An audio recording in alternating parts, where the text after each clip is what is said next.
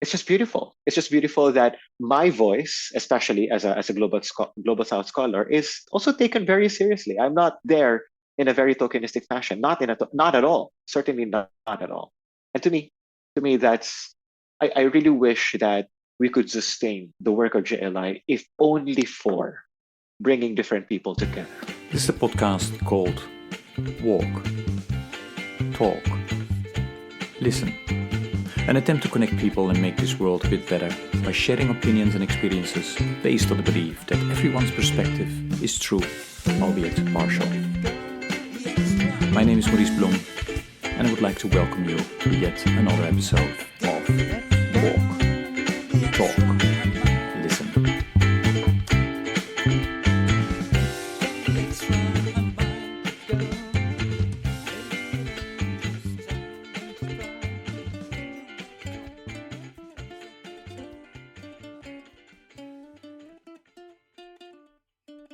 Good day, everybody. This is another episode of the special series where we try to put, a focus on JLI, the Joint Learning Initiative on Faith and Local Communities.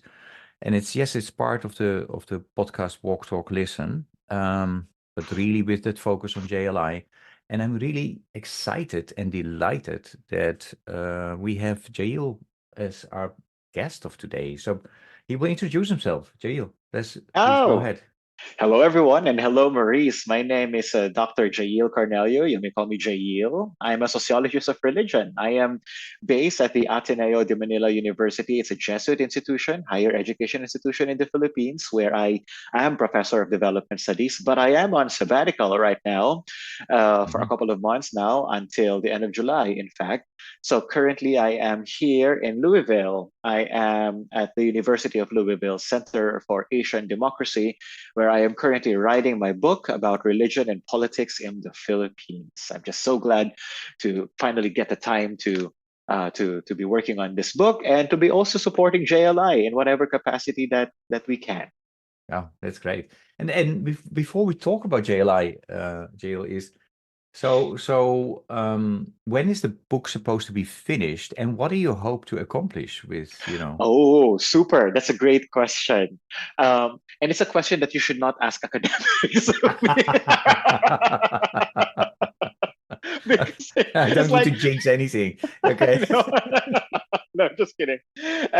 It's like asking PhD students, so when are you going to finish your PhD? Right? So don't say bad words. Well, no, kidding aside, it's a serious thing for me. I need to finish the book before I go back to the Philippines by the end of July. My commitment is to turn it into the publisher around July, and I really want to get it done and over with. I'm halfway through it. I've got 3 more months left, and 3 or 4 more months, and I'm down to my last 4 or 5 chapters. I already have the skeleton and the Mhm. framework. Yeah, so it's about religion and politics. I'm looking at how religion is different groups, religious groups in the Philippines are claiming the Philippines to be a Christian nation. Mm. And this is a controversial claim to make, to be honest, for one or two reasons. The one reason is that the Philippines is not really a religious nation insofar as the Constitution is concerned, and yet to Mhm. have so many churches, including the Catholic Church, of course, that continue to claim that the Philippines is a Christian nation. Now, why is that a problem? The problem in the end is that because it's a Christian nation, from the point of view of these religious entities, certain liberties, certain civil liberties are curtailed. So to this day, for example, we don't have a divorce law in the country. To Mm. this day, we haven't passed the anti-discrimination bill to protect the LGBTQ plus and so forth. All Mhm. because the Philippines is supposed to be a Christian nation. So that's what the book is about, and I'm Wow. problematizing that. Mm. Wow. And do you think you're writing a very controversial a book?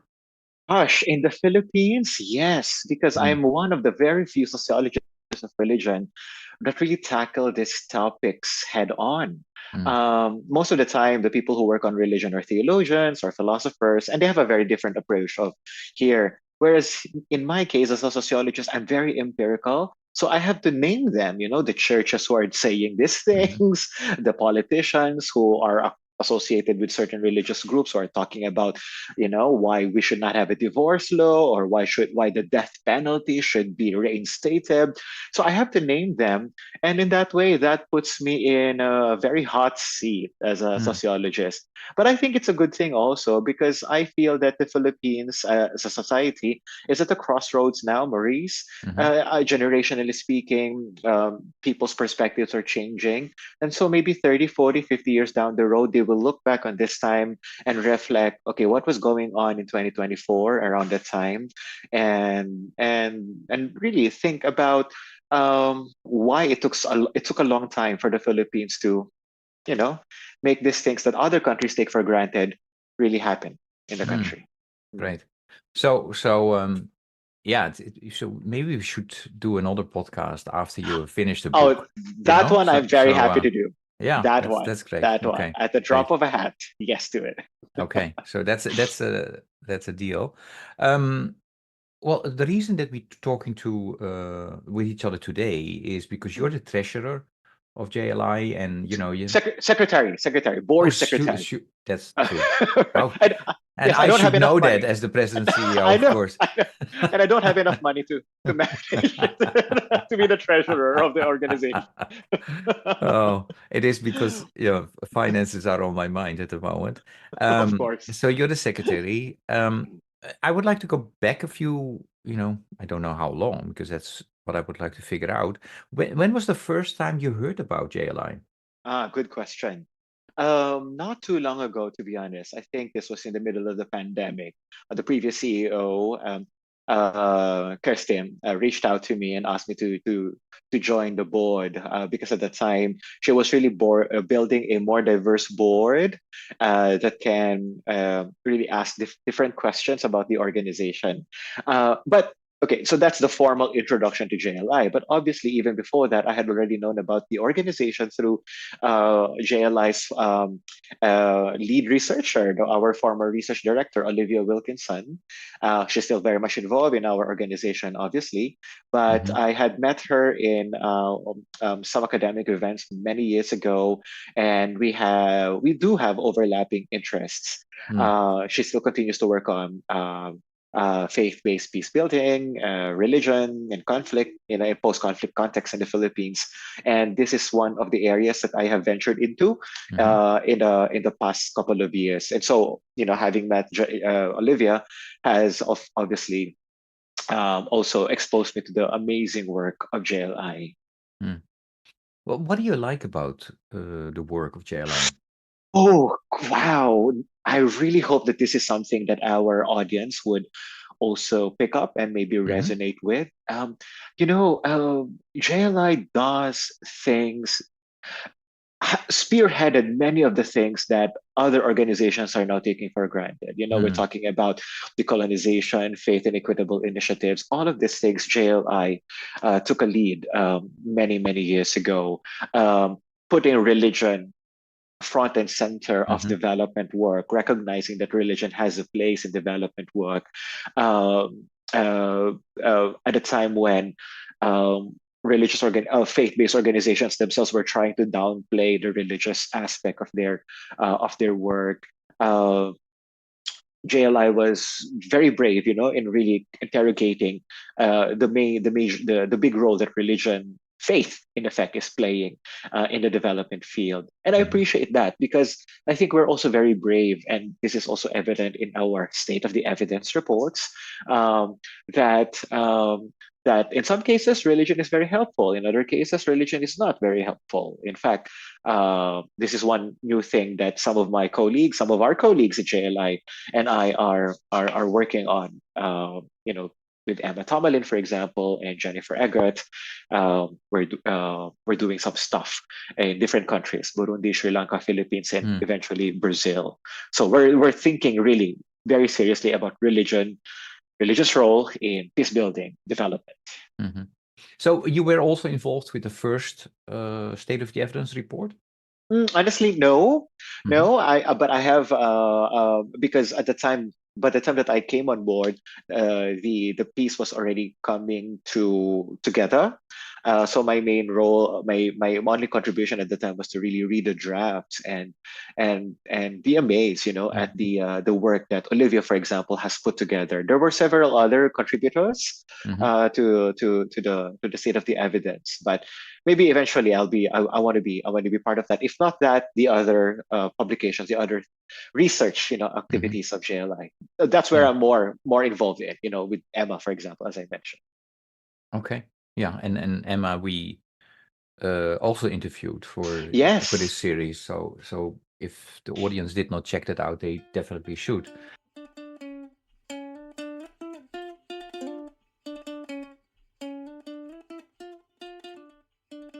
Why is the state of the evidence report? Why is it important, according Ah, to you? no, excellent question. Because one of the big things, and this goes back to your earlier Mm-hmm. question, what the main contribution of JLI is to the development field. We want to know. People are always asking in the development sector if religion plays a role at all, in development work, in Mm-hmm. humanitarian work, humanitarian action, philanthropy, peace building, DRR, and so forth. And if so, is it effective? So Mm-hmm. the state of the evidence unpacks many things related to that. And the most recent, um, uh, you know, uh, release, I think that was in 2022, if I'm not mistaken, Mm-hmm. covers a diverse a set of topics, gender, violence against children, environment, women. And so these are areas where faith-based organizations are really playing a big role. And so we want to know, okay, what are they doing? Are they effective? And we do have evidences to show that, yep, yep. We don't need to downplay, or we don't need to disregard or to dismiss uh, uh, the centrality of faith in particular for people, Mm. especially in the local communities. Okay. And has our thinking on good practice around religious engagement evolved over the years? Good question. Um, I will answer that based on what I am now doing Mm-hmm. together with Emma and Jennifer. I think the thinking has to do with recognizing the big role of small, quote unquote, local faith actors. Mm-hmm. Uh, because whenever we think of religion and development, Maurice, and you yourself would would be very much aware of this, and our audience as well, that we're normally thinking of, for the most part, of the big organizations, right? Mm-hmm. World Vision, Islamic Relief, right? CWS, um, and CRS, your organization also. We're doing a lot of important stuff, at the global transnational level. Mm-hmm. But we also, the thinking, as far as some of us are concerned, is shifting towards the role of local faith actors. What you call local faith actors? These are often the unrecognized ones, the small players, the pastors, the imams, the ustads, and the ministers, or Mm-hmm. really the church members on the ground. And in many ways, what they're doing has lasting consequences. Uh, in our project, we call them hidden peace builders. Um, Hidden because they're Mm-hmm. often not recognized in the big literature. What we're doing in our project is, hey, let's listen to their stories. What are they doing? What sort of things do they do spiritually, religiously, Mm-hmm. um, with their communities, and let's document them. And so that's exactly what we're doing in Burundi, Sri Lanka, and the Philippines. Yeah, and eventually Brazil as well. Mm. Oh, that's exciting to hear. And so that are also that will also, I mean, the way I envision then the next state of the evidence report, all of that will be, part of the next report as well, all those findings and realizations. Is that correct? Yeah, I will let Olivia, really respond to that more concretely. But I imagine that over time, not just the state of the evidence, but also the bigger literature. That's really Mm-hmm. what we want to do in Mm-hmm. our agenda, and in our on our team for us, Emma and Jennifer and our partners with World Vision, Hmm. our local partners in Burundi and Sri Lanka and the Philippines, we really want to look at the role of faith, both the tangibles and the intangibles, especially the intangibles, because we don't really know, Hmm. what we mean by intangibles, like prayer, for example, prayer or fellowships, people Hmm. coming together. How useful is that in peace building? Or does it worsen conflict? Or does it enable people to come together, people from different walks of life? Those are the questions that we should be asking. And I hope that, and obviously JLI is already at the forefront of that, through Hmm. through the role that Emma, Jennifer, and I are playing. Great. Let us piggyback further on, what you said, the hidden peace Peace builders, builders, and yeah. so I guess it has a lot to do also with the debates around localization and decolonization. To get to have more voices around the table, and to listen to more people than only a couple. Where do you see these debates about localization and localization go, with regard to religions and development in the next, let's say, 5 to 10 years? Ah, excellent. I'm not the first person to say this, but it's just important to highlight Hmm. the maybe one or two things. Number one is the recognition that the power asymmetry exists. To this day, again, um, um, big players, right? The big faith-based organizations, humanitarian organizations are uh, are front and center, when it comes to these things. I think the conversation will, I hope, I hope, uh, increasingly acknowledge the local faith actors. Who are they? Where they are? And the big roles, the big, you know, uh, activities and things and contributions that they're making in their own communities. That's one. Number two, Hmm. the role of young people. I think that's also the conversation that again, based on what I know about the literature and based on but what we've been doing in our team, also personally as a sociologist in the Philippines, we're increasingly interested in the role of young people. Um, for the simple reason that it's often young people who are marginalized in conversations when it comes to development, post-conflict reconstruction, peace building, and so forth. And yet, Maurice, they're also treated in a tokenistic fashion. Oh, young people should be part of this conversation. Of course, we need to have young people, but when young people participate in those conversations, they're really just sidetracked. They're just they're there, in a tokenistic fashion, Mm. or sorry, sidelined. Hmm. And we've seen this, we've heard this so many times. So, the post-conflict reconstruction in Mindanao, for example, I don't know. I don't think that enough attention has been given to young people. And here's the thing, Maurice, right? I mean, what's particularly interesting about the Philippines, for example, as a context, in spite of all the the impact of the conflict on young people, many of them are still fighting for their space Hmm. in Mindanao. You would imagine that because of all this marginalization, intergenerational and historical, processes of marginalization, that they would be simply giving up.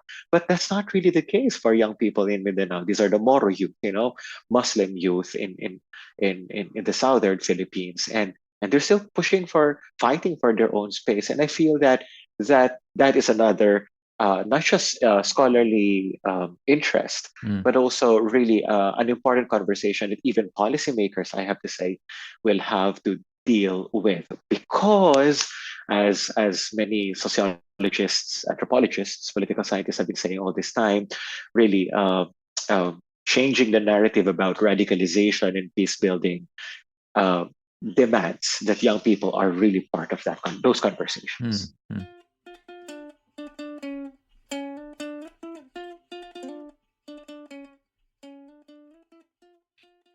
No, I'm happy that you lift that up. But my question though to you is, and I know that depends a little bit on which context, which countries we're speaking of, but and I've spoken also, with some some young folks in the Philippines, right? Yes, So yes, so there is a trend that the younger generation doesn't feel, to be, well, they would not call themselves religious.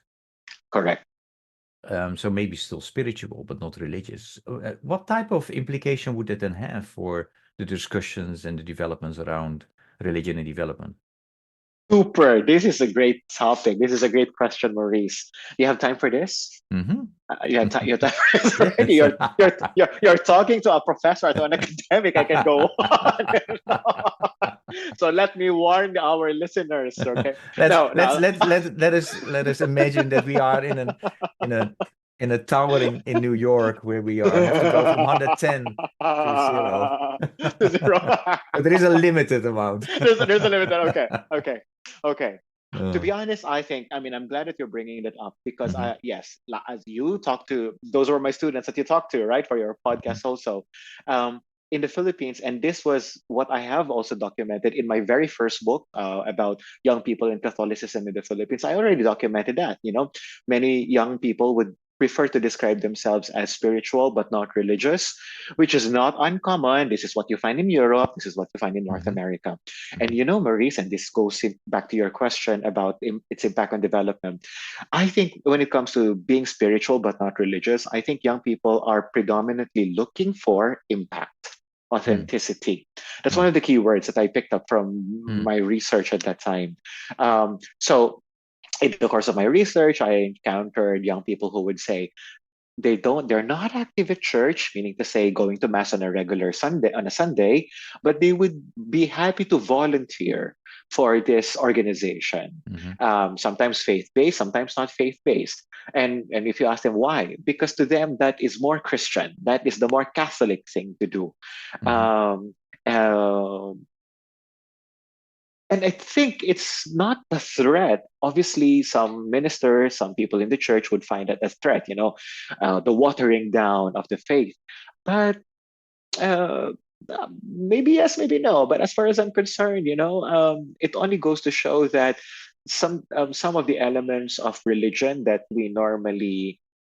some previous generations would take very seriously, they're not necessarily the most important aspect of being Christian or being mm, Muslim or being Buddhist, for young people today. In my research, young people are looking for impact, for authenticity. And I think it has to do also with Maurice, with what they find as, for the lack of a better term, the inconsistency, or a heavier word would be the hypocrisy of the church. mm, I mean, think of sexual abuses and how many churches have tried to hide all of that, sweep that under the rug. mhm, And to them, for young people, calling into question, okay, what exactly does it mean to be Christian? Does going to church really change anything? Whereas for them, being involved in volunteerism development work, seems to be where they find a lot more authenticity. It's an opportunity. It's not a mhm. threat. It's an opportunity for us in the development sector, faith and development sector.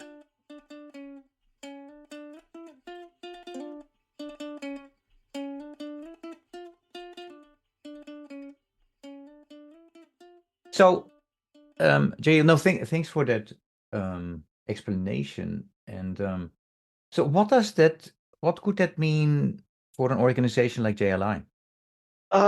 Excellent. Oh, I'm so glad that we're talking about this. I don't know. Because as you Mm-hmm, know, right, JLI is undergoing a lot of transitions right now, and we're thinking of really about our future. I feel maybe it's a conversation that we should have. Can JLI also be a network of young people? mm-hmm, You know, of young people who are very much interested in the things that we're doing at JLI, right? We're doing a lot of learning hubs in mm-hmm, different regions of the mm-hmm, world. Uh, we're doing a lot of stuff about peace building, and so forth. Obviously, some of us are already working on that as academics, but can they be, right there in the center of what characterizes us an organization? mm-hmm, Our interest in youth and religion, or youth and spirituality in relation to development. I don't have a very concrete set of bullet points for Mhm. that, but I just feel that it is again one of those opportunities. I say this because I'm also very much involved in other initiatives, some Mhm. led by church people in the Philippines, and people are always asking about, okay, how do we involve the youth? How do we involve the youth? And then when I look at the organizational structure, Maurice, of these people who are asking, what do we do to attract the youth? Mhm. There are no young people there. I could very well be the youngest, and I'm no Mhm. longer young. I mean, I can pretend, yeah, to be young, but I'm no longer a university student, and and Mhm. and so forth. Um, I don't know. I mean, this is just something for us in JLI, and also for our listeners, really, to really think about. Um, because for the most part, when we think about young people and faith, we're just still thinking of, or I think many churches are still are threatened by the exodus. Mhm. But if we recognize that, hey, young people are, research shows, Maurice, that young people are not leaving the church because they feel that the church is irrelevant. Maybe, but some research shows that in fact young people are leaving the church because they feel that they've been pushed away. Mhm. And for that reason, they're looking for spaces of authenticity and so forth. And I think the development sector is one of those big spaces of authenticity. I just put it out there and for us to reflect on, Mhm. for us in the faith and development sector. Yeah.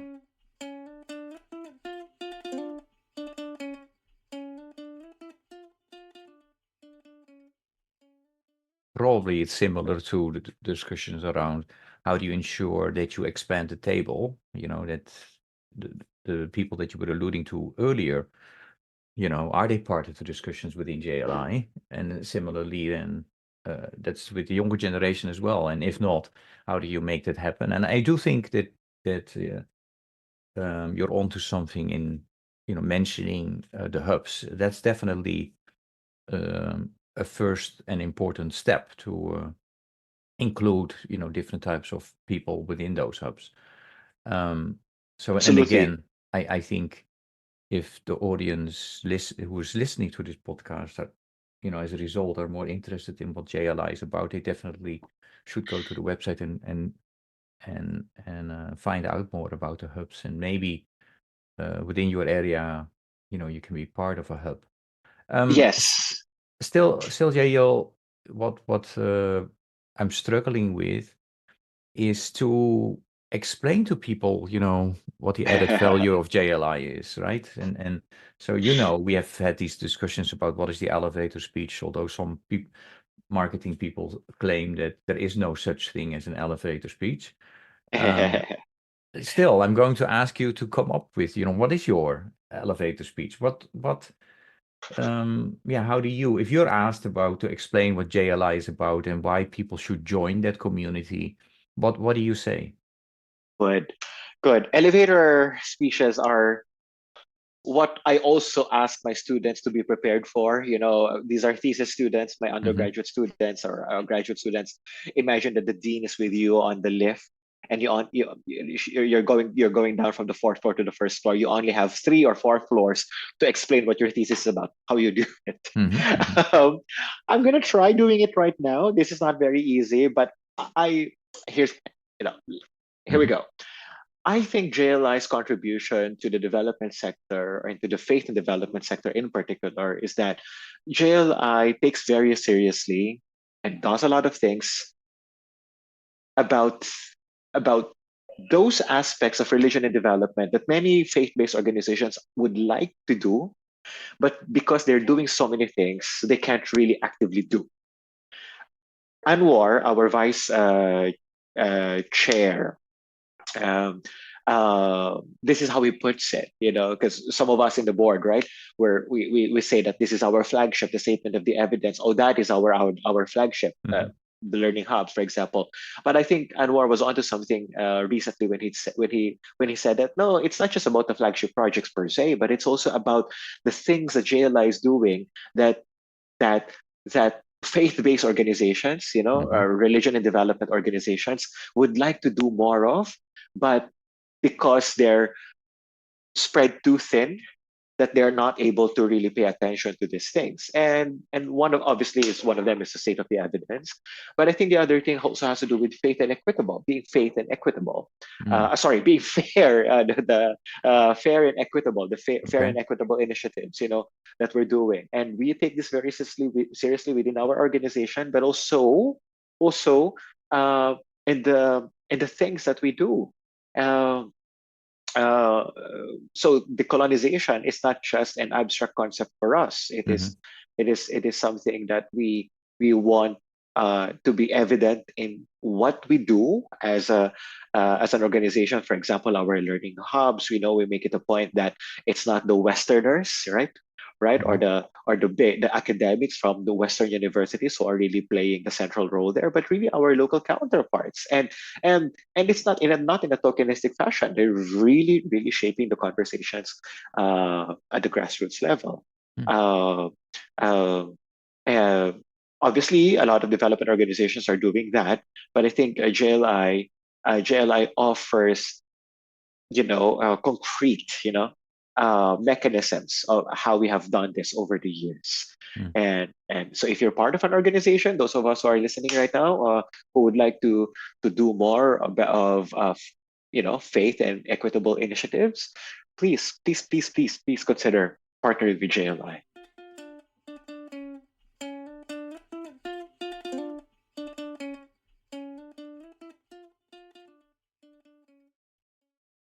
Jill, the doors of the elevator have opened. We walk out together. I still have some time before I leave the building. And what I would like to ask you, can you share maybe an anecdote or experience which best describes your time with JLI so far? Oh, wow. How I wish, Maurice, that there would be another opportunity for us to come together as board and officers, right? We did this the first time I joined, was in London, and then last year it was in Istanbul. The best part about JLI is that we really take diversity seriously, and it's just so life giving. Um, you know, uh, one time, one day you're having a conversation with Anwar, president of IRUSA. Another day, I'm seated right next to you in Istanbul, Maurice, and listening to your stories about CWS and your commitment to JLA and how much you're passionate about this. And on other occasions, I'm talking to people like Andrea of World Vision, Andrea Kaufman. Um, um, and you're all practitioners, and I represent the academe, together with people like Emma and Catherine. Catherine Marshall is a pracademic, practitioner academic. Uh, I guess put us all together in one room. My goodness, it's just questions. We ask questions that could only be asked because different sectors are represented from different parts of the world are represented, and I think that's a to me as a scholar from the global south, of the global south, it's just beautiful. It's just Mm. beautiful that my voice, especially as a global south scholar, is also taken very seriously. I'm not there in a very tokenistic fashion, not at all, certainly not at all. And to me that's I really wish that we could sustain the work of JLI, if only for bringing different people together. Mm. You mentioned a couple of names. I would like to ask you if I ask you to name only one colleague, a partner, or a supporter of JLI who best embodies of what JLI is about. Who will you name and why? Gosh, that's a difficult question. Uh, I I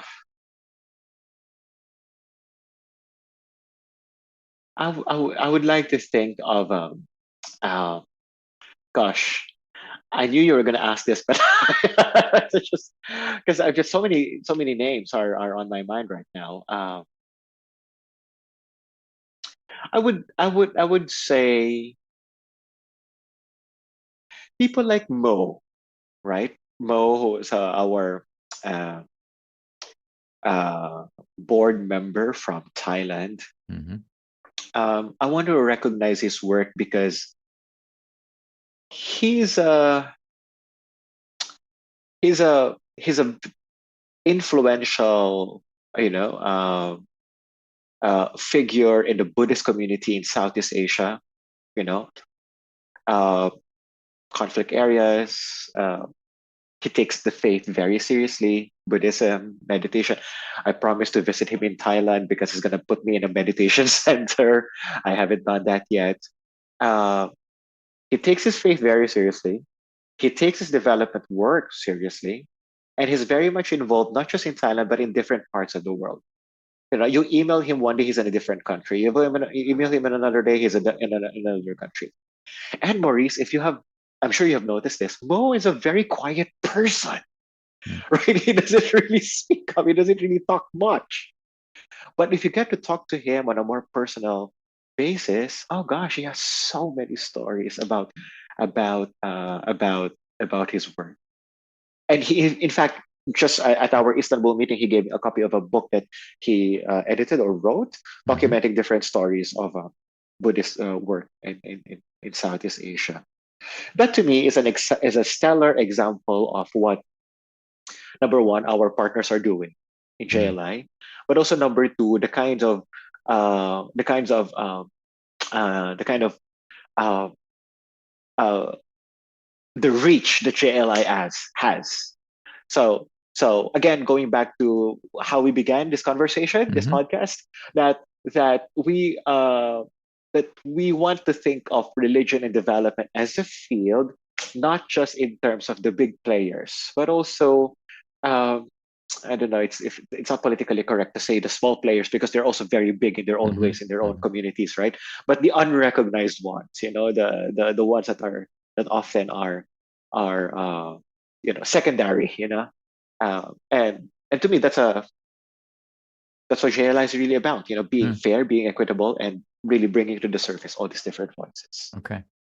No, and I really appreciate that by mentioning Mo, you were also alluding to the fact that he might not speak a lot, but actually, I think he listens carefully, and I think with my listeners know that what I try to do with this podcast is put a lot of emphasis on that and try to become myself a better listener.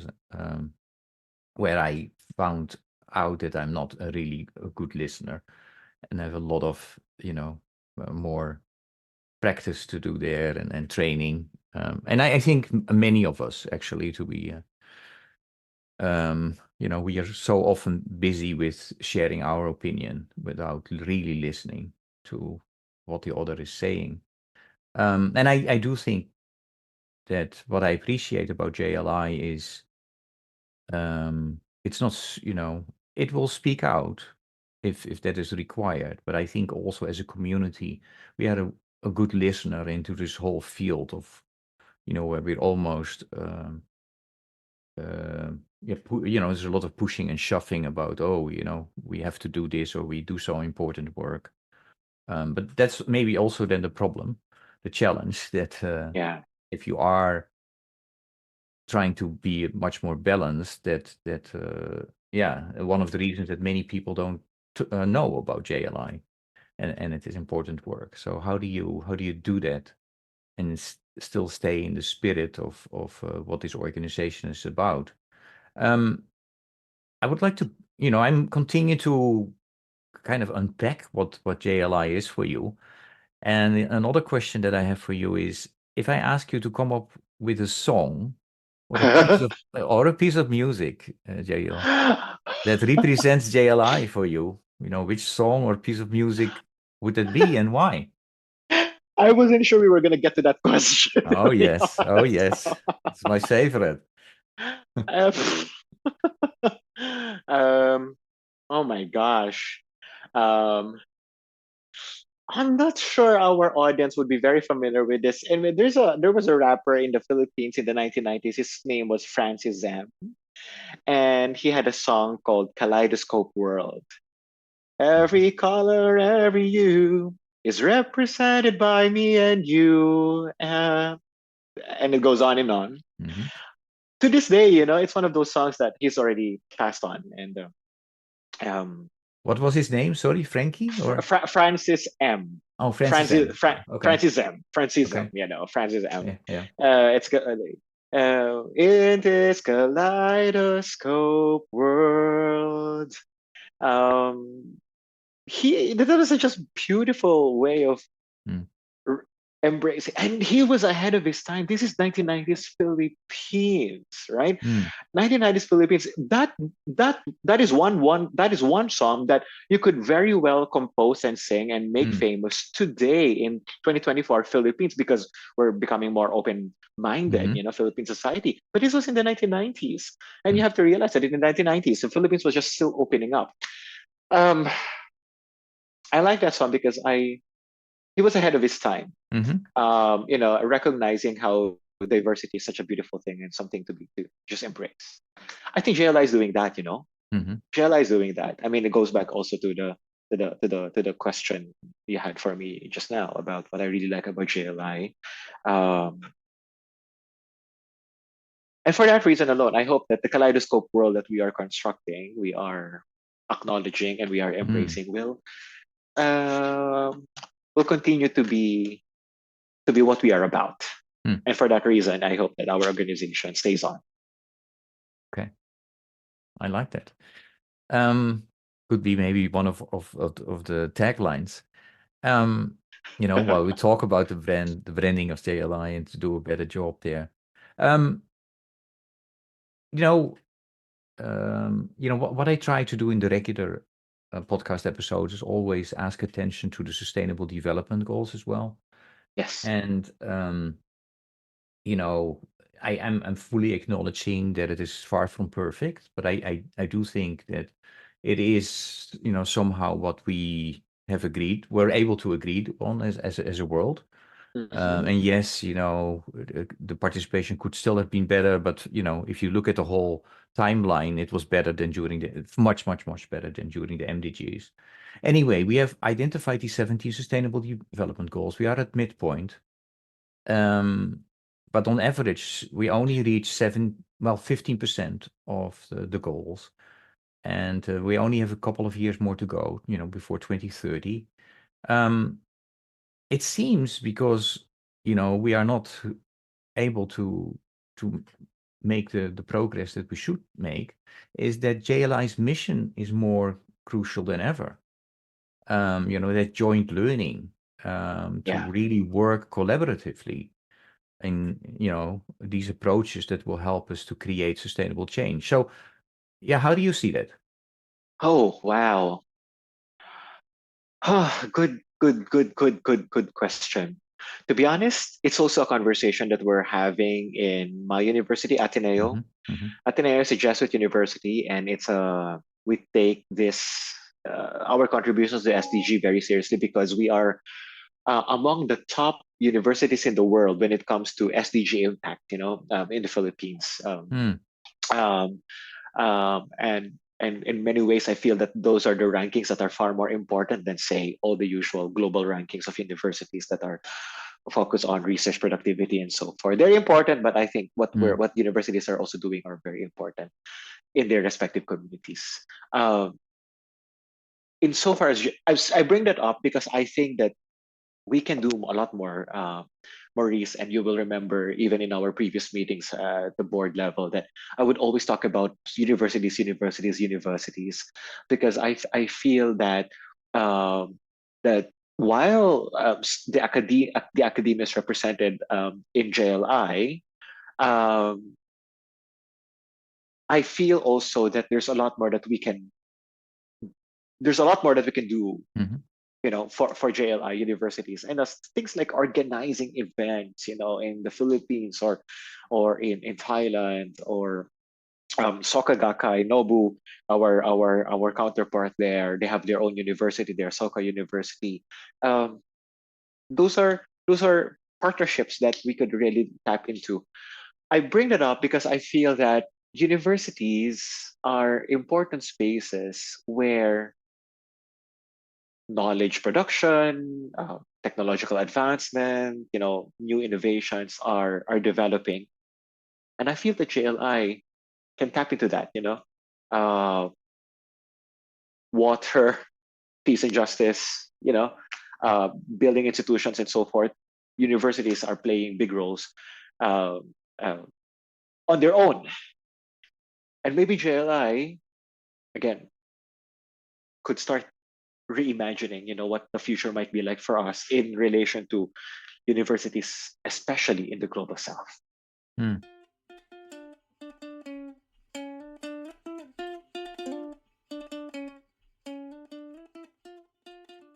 Great. That's interesting. Um, yeah, these conversations always go fast, Jayeel. I still would like to ask, because when I mention about JLI and that their work, that the organization tries to work on the nexus of religion and development. Yeah, I often hear, "Oh, so you're an interfaith organization."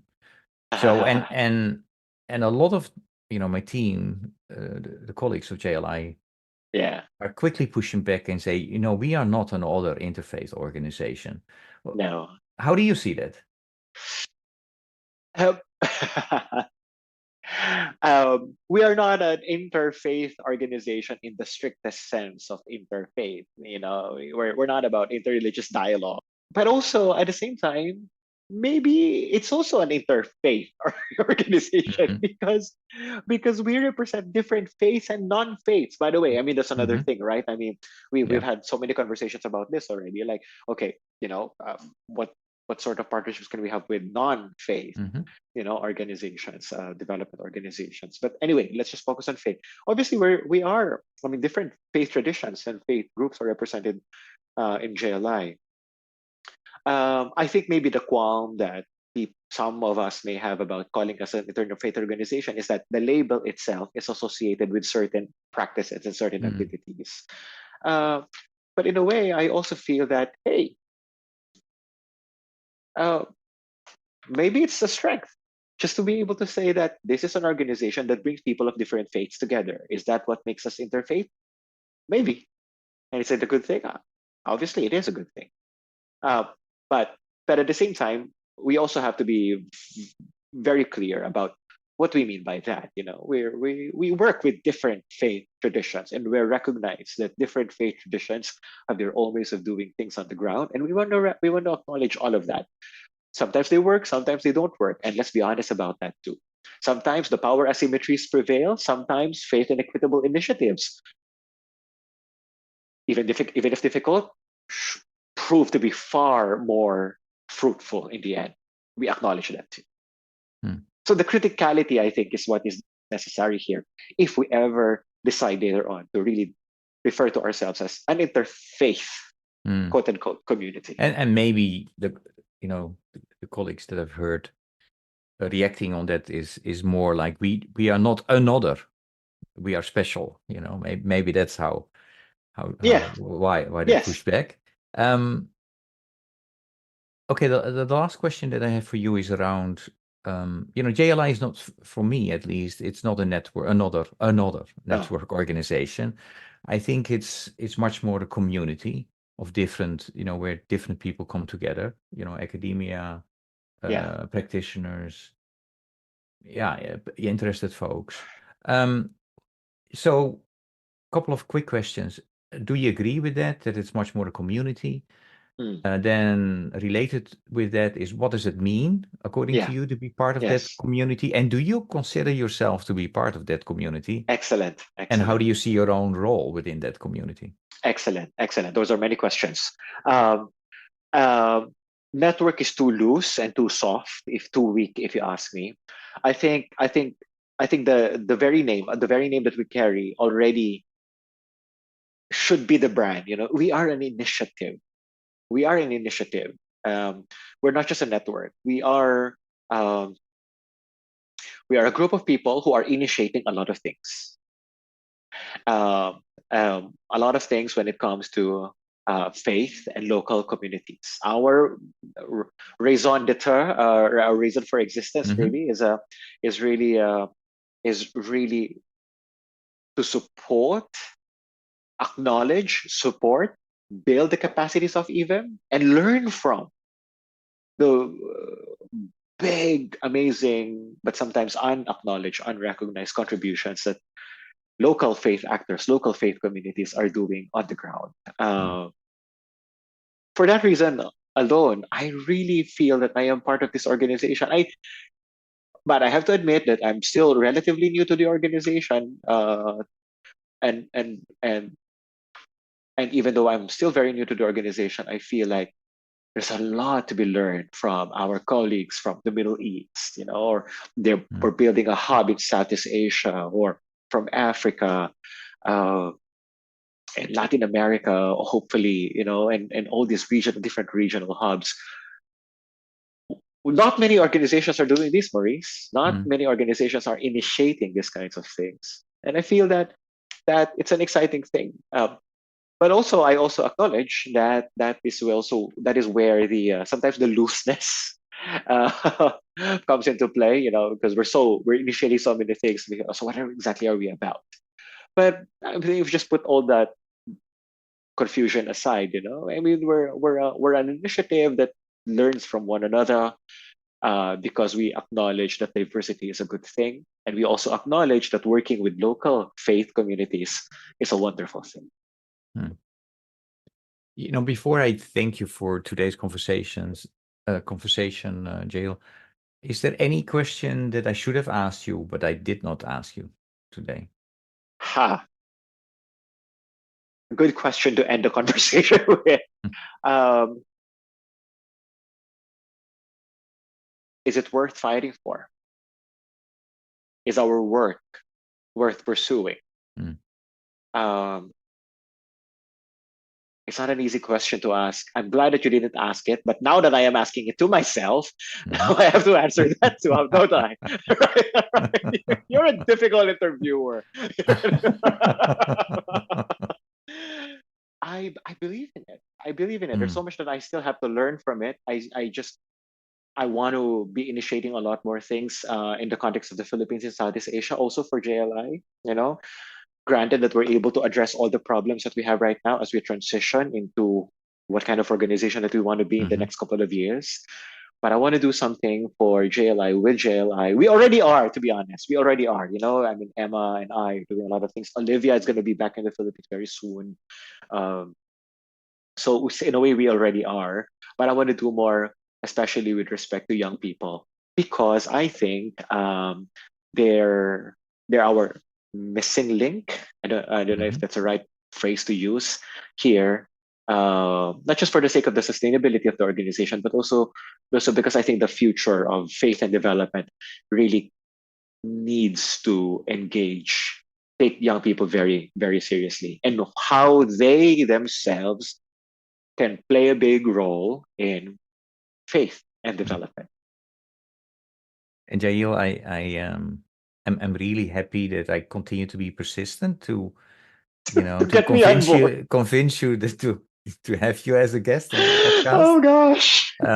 So it was a delight to talk with you. I'm absolutely sure that the listeners listen to you with great joy and also appreciated, your different perspectives. We will talk again as soon as your book is published. So you know when that will be.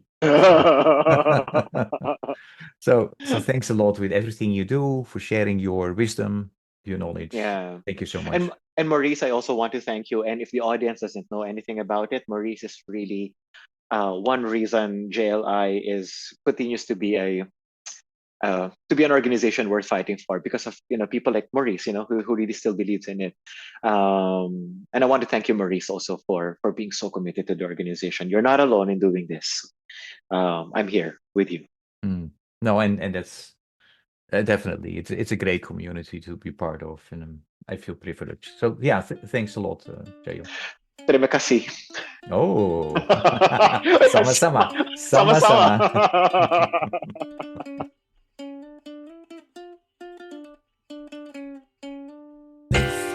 extra 100 miles.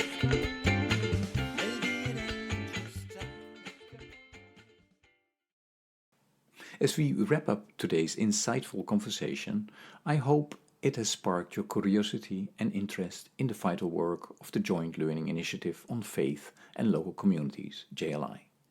If today's episode has resonated with you, whether it's the desire to collaborate, contribute, or even offer financial support to further JLI's impactful mission, we'd love to hear more from you.